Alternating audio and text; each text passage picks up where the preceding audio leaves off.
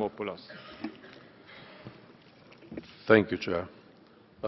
Ministers, Excellencies, dear ladies and gentlemen, let me start by expressing also my thanks to the Secretary General of the United Nations, Mr. Ban Ki-moon, and Filippo Grandi for having convened this very, very important meeting.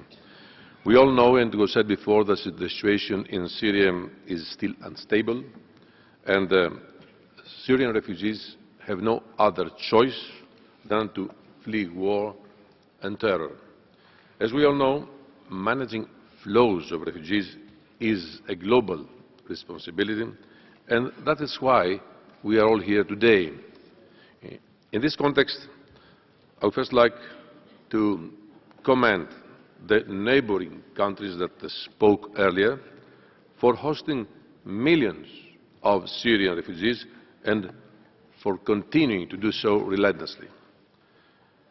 Let me reiterate our commitment to support these countries, especially Turkey, Jordan and Lebanon, to provide protection and assistance to refugees. Europe is also ready to take its fair share.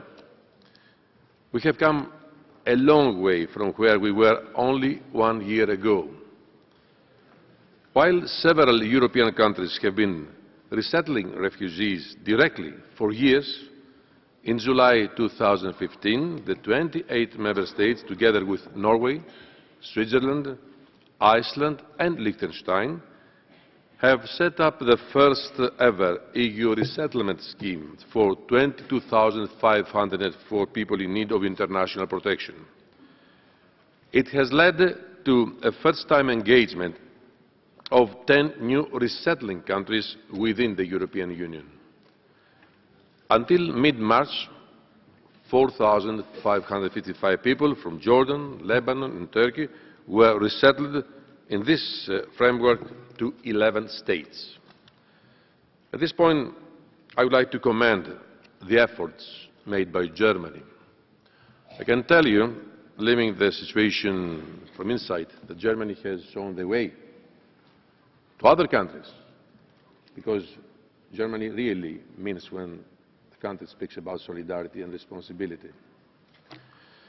All people resettled were screened and referred by the UNHCR, which is an indispensable actor and partner in this process. 2015 has been an unprecedented year, with more than 800,000 arrivals to the European Union. In the beginning, Europe was caught by surprise, even member states. Europe was not prepared to address such an issue. With the exception of only 3 or 4 countries, the rest of the European countries had an experience on exporting migrants, but they were not prepared to welcome them. But now the landscape is totally different.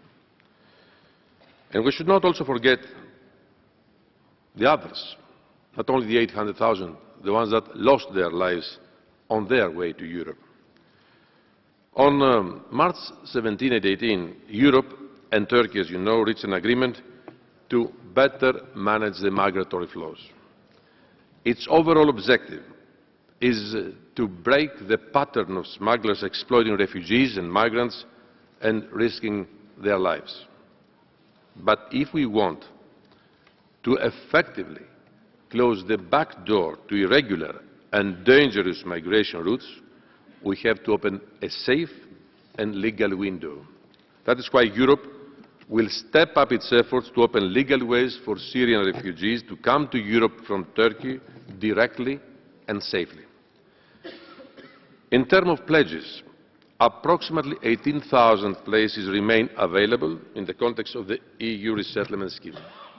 On top of that, the Commission has proposed last week an amendment to the intra-EU relocation scheme for migrants in clear need of international protection from Italy and Greece. As we expect the flows from Turkey to decrease, we propose that Member States use the 54,000 places not yet attributed under the relocation scheme to, to legally and directly admit Syrian refugees from Turkey. This represents a significant increase of our pledge for resettlement humanitarian admission. Beyond these emergency measures, we recognize that a credible and sustained resettlement humanitarian admission effort together targeting Syrians in Turkey is necessary, is needed. That is why the European Union continues to work on the establishment of a voluntary humanitarian admission scheme with Turkey. As regards the process, the Commission, together with the Member States and thanks to the support of UNHCR, is exploring ways of accelerating the resettlement procedure.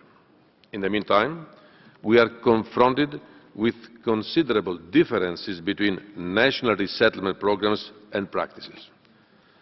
The lack of reception capacities, as well as delays caused by exit clearances imposed on the resettlement candidates in countries outside Europe, is also often a source of delay.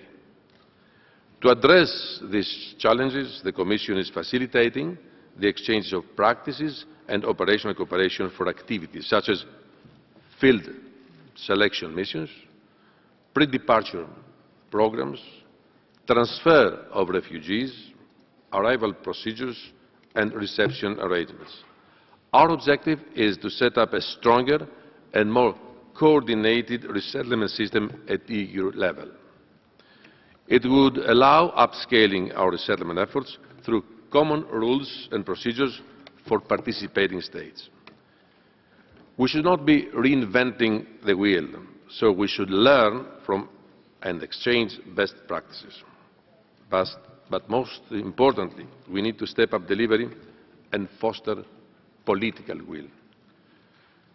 I would like to say here, to note, that we are very much inspired from countries like Canada and Norway.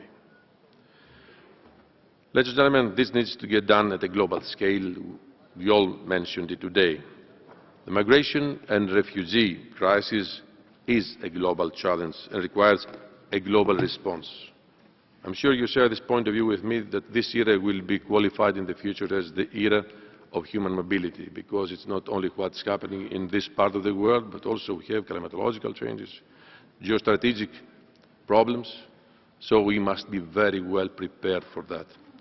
Today's high-level meeting is essential for this, and I look forward to continuing our conversation at the New York Summit in September on addressing large movements of refugees and migrants. Thank you very much for your attention.